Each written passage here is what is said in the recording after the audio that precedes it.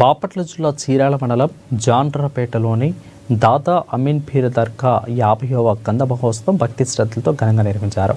ఈ సందర్భంగా దర్గా ప్రాంగణంలో ప్రత్యేక ప్రార్థనలు, దువాలు, మిలాదు వంటి ధార్మిక కార్యక్రమాలు నిర్వహించారు. వివిధ ప్రాంతాల నుంచి పెద్ద సంఖ్యలో భక్తులు తరలివచ్చి మహోత్సవంలో పాల్గొన్నారు.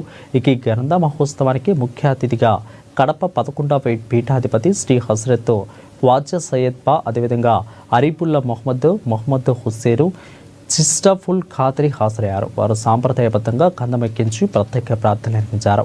ఈ కార్యక్రమంలో ఆధ్యాత్మికత వాతావరణంలో ప్రశాంతంగా జరిగింది.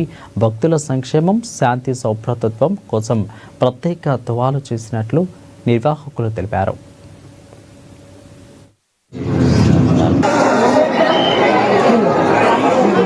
అమీన్ పీర్ స్వామి అంటే ఇప్పుడు ఉన్నటువంటి పీఠాధిపతి గారి తండ్రి పేరు కూడా అమీన్ పీర్ స్వామి కాబట్టి ఇవి నా తాతగారు అనమాట.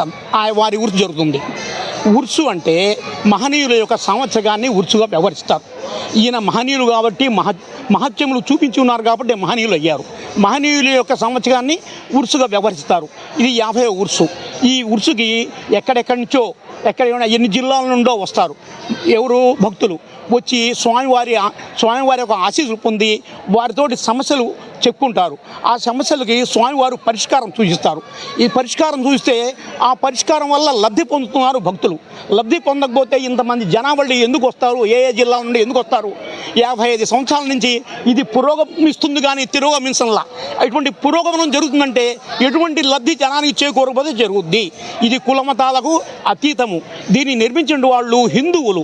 55 ఏళ్ల క్రితం దాదా అమీన్ పీర్ దర్గాలో జరిగిన గంధమోత్సవానికి కడప నుంచి 11వ పీఠాధిపతి అయిన హజరత్ ఖ్వాజా సయ్యద్ షారిఫుల్లా మొహమ్మద్ హుస్సేన్ చిస్టుల్ ఖాద్రి సజ్జాయి నషీన్ కడప షరీఫ్ స్వామివారు విచ్చేసి గంధాన్ని ఎక్కించి దిగ్విజయంగా గంధమోత్సవాన్ని చేస్తున్నారు. భక్తులు చాలామంది హాజరైనారు. ఈ కార్యక్రమానికి అన్నదానం జరిగింది. అలాగే 25,000 మందికి అన్నదానం జరిగింది.